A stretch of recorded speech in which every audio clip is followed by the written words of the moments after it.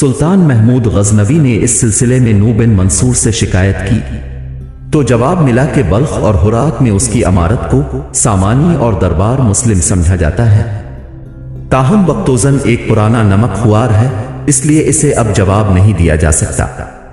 روایت ہے کہ محمود غزنوی نے ابو الحسن حمدی کے ہاتھ نو بن منصور کو قیمتی تحائف بھی روانہ کیے تھے اور یہ درخواست بھی کی تھی کہ دربار سامانیہ سے ہمارا رشتہ مخلصانہ ہے، اگرچہ ان باتوں سے اس رشتے پر اثر نہیں ہوگا، تاہم امیر نو بن منصور کو میرے اور میرے والد گرامی کے حقوق کو پیش نظر رکھنا چاہیے، بلکہ شفقت کا سلسلہ جاری رکھنے میں اس رشتے کو مزید مستحکم کرنا چاہیے۔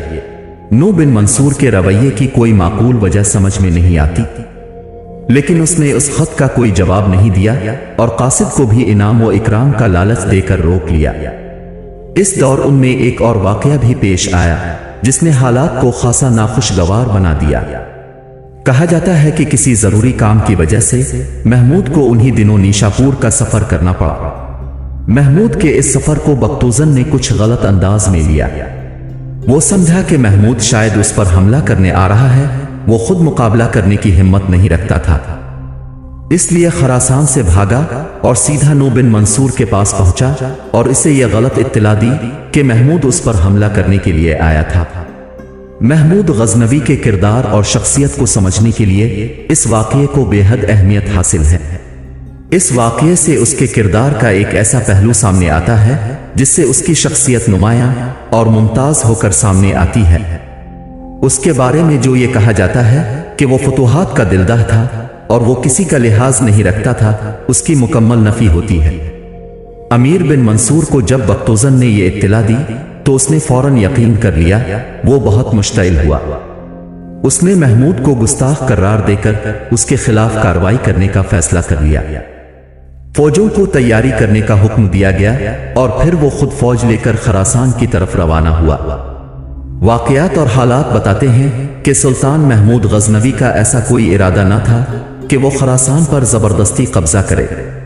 محمود کو نو بن منصور کی الغار کا علم ہوا تو نو بن منصور اس وقت سرخس تک پہنچ چکا تھا۔ محمود غزنوی یقیناً بے حد حیران ہوا اور یقیناً نو بن منصور کے رویے پر غصہ بھی آیا ہوگا، لیکن اس نے بڑے تحمل سے کام لیا۔ دراصل اسے یہ لحاظ بھی تھا کہ نو بن منصور اس کے والد گرامی امیر سبکتگین کا آقا رہ چکا ہے۔ محمود غزنوی نے اس تحمل اور لحاظ کو سامنے رکھتے ہوئے اس علاقے سے دستبرداری کا اعلان کر دیا۔ یہ ذکر ہو چکا ہے کہ نو بن منصور کی اتنی زیادہ طاقت نہیں تھی، اگر وہ طاقتور ہوتا تو فائق کے مقابلے میں امیر سبکتگین اور محمود غزنوی کی ہی مدد کیوں لیتا؟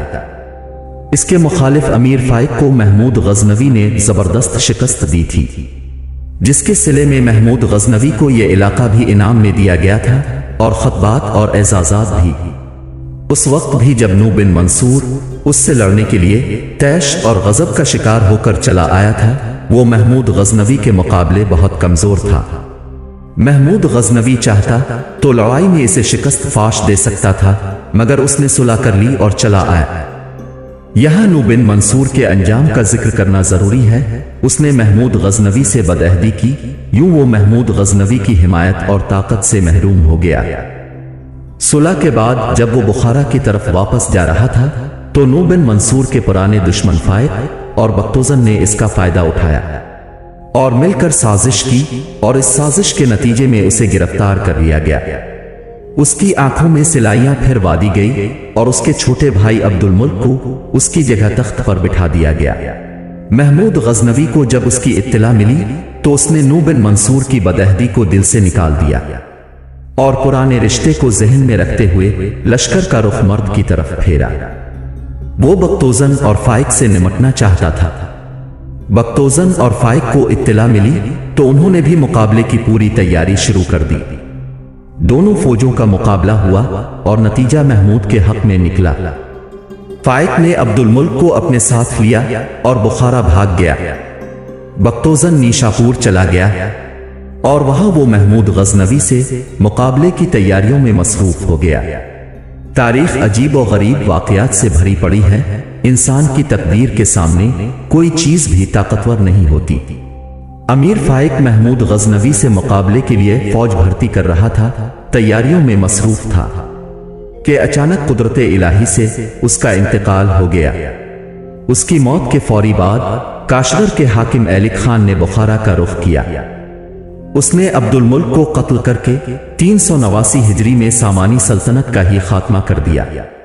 محمود غزنوی نے اس موقع سے صحیح فائدہ اٹھایا اور خراسان کا وہ علاقہ جو نو بن منصور نے اسے انعام میں دیا تھا پھر سے واپس لے لیا، اسے اپنی سلطنت میں شامل کر لیا۔ اب خراسان سلطنت غزنی کا حصہ تھا۔ یوں سلطنت غزنی کا دائرہ وسیع تر ہوتا چلا گیا۔ محمود غزنوی کا دبدبا اب مستحکم ہو رہا تھا، چاروں طرف اس کی طاقت کا رعب پھیل رہا تھا۔ قرب و جوار کی چھوٹی چھوٹی حکومتیں اس سے خوف کھانے لگی تھی۔ اسی دور کے رواج کے مطابق ضروری تھا کہ خلیفہ المسلمین اسے بادشاہی اور حکمرانی کا پروانہ عطا کرے۔ محمود غزنوی نے بھی اپنی حکومت اور سلطنت کی توثیق کے لیے اپنا سفیر بغداد بھیجا، جو خلیفہ القادر باللہ کے لیے شاندار تحائف اور خلعت لے کر گیا۔ خلیفہ المسلمین القادر باللہ نے بھی جواب میں خلعت بھیجا اور سلطان محمود غزنوی کی امارت کا فرمان بھی جاری کر دیا۔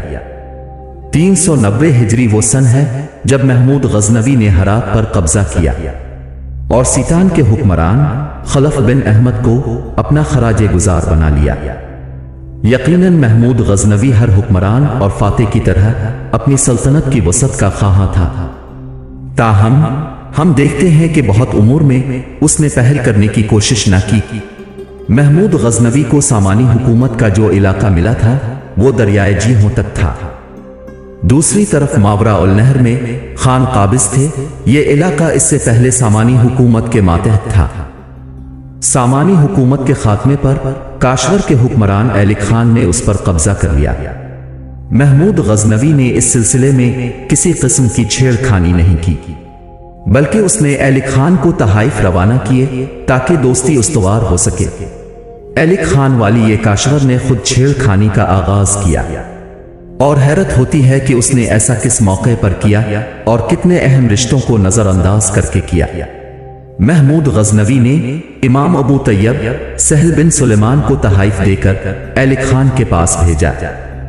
کہا جاتا ہے کہ وہ تحائف اتنے قیمتی تھے کہ ایلک خان کے درباری انہیں دیکھ کر حیران رہ گئے۔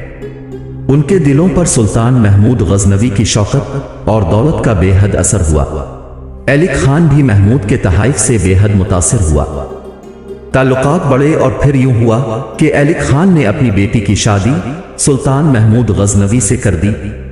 یہ ایک ایسا رشتہ تھا جس کی نزاکت اور مضبوطی کی بنا پر کہا جا سکتا ہے کہ ان دونوں میں کسی قسم کے اختلافات پیدا نہیں ہونے چاہیے۔ خاص کر کے ایلک خان کو تو بالکل زیب نہیں دیتا تھا کہ وہ کوئی اوچھی حرکت کرے۔